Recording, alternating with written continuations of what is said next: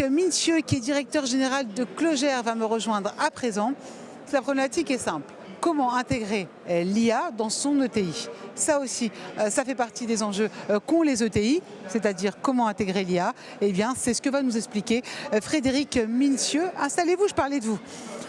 Vous êtes le directeur général de Clogère, bonjour, spécialisé donc dans le froid industriel. Votre siège est à Brignais, dans l'Ain. Vous parlez de transformer vos 50 ans d'expérience en 30 000 ans d'expérience, c'est encore plus. Qu'est-ce que ça signifie ?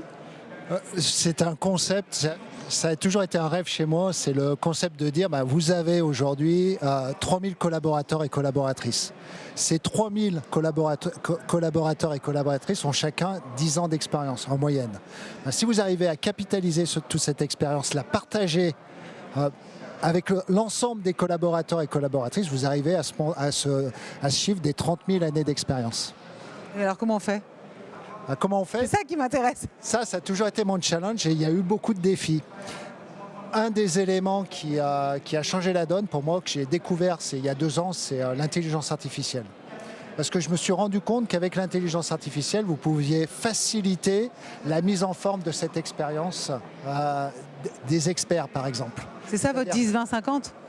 Le 10-20-50, ça rentre vraiment dans... Attendez. C'est une bonne question.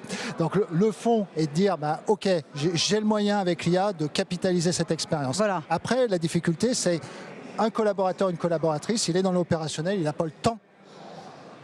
Donc pour lui... De partager son expérience. De partager son expérience. Voilà. Pour lui donner le temps, vous jouez avec les 10, 20, 50. C'est quoi ? C'est 10% de gain de temps par des outils standards type ChatGPT, Perplexity ou équivalent. 20%, et là vous créez une communauté de makers qui va permettre de créer des outils dédiés à des métiers dans l'entreprise. Ouais. On crée des outils. Et le troisième 50%, c'est que vous revoyez vos process.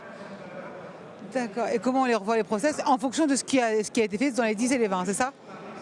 Les process, en fait, vous les revoyez avec la nouvelle technologie de l'IA. C'est un exemple qui est l'exemple du commercial. C'est avant, il fallait 3 mois pour chiffrer un dossier. Aujourd'hui, en face du client, vous êtes capable de chiffrer le dossier. Vous avez des résultats ? Ah oui. Aujourd'hui, c'est 300 makers qui développent des outils et on a des résultats tous les jours. Wow. Mais c'est bien. Ouais, c'est bien. Est-ce que vous pensez, c'est un peu votre message aux entrepreneurs, c'est qu'il faudrait tous faire ça ? Mon message, c'est il faut aller dans l'IA. Il faut, en fait, c'est comme, j'aime bien une phrase qui est de dire comment, pour beaucoup, c'est une contrainte, c'est un risque.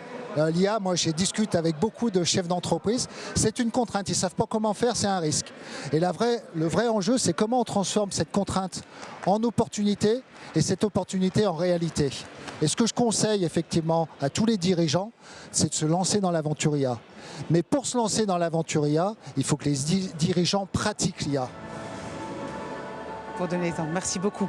Merci. Frédéric Mincieux, directeur général de Clogère, le message est passé. Merci beaucoup.